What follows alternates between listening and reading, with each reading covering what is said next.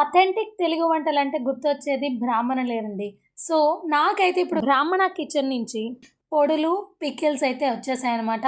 పొడులన్నీ కూడా చాలా బావున్నాయి. కూర కారం, ధనియాల పొడి అండ్ అలాగే రసం పొడి, హెర్బల్ పౌడర్, సో, కరివేపాకు పొడి అండ్ అలాగే పెరుగు మిరపకాయలు, పికిల్స్ కూడా శాంపిల్స్ అయితే వచ్చేసాయి. టేస్ట్ అయితే సూపర్‌గా ఉంది.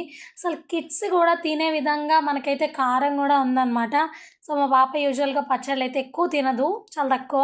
బట్ కలిపి పెడితే తినేంత అద్భుతంగా అయితే ఉన్నాయన్నమాట పచ్చళ్ళైతే.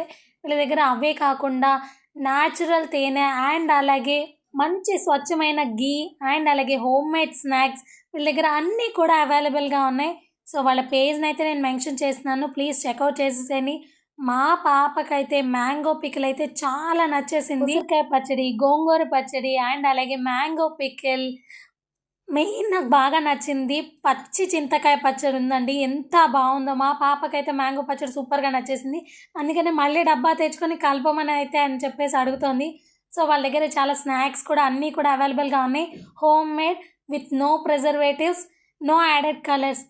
మంచి స్వచ్ఛమైనవన్నీ అవైలబుల్‌గా ఉన్నాయి. Please do check it out. Thanks for watching. Bye.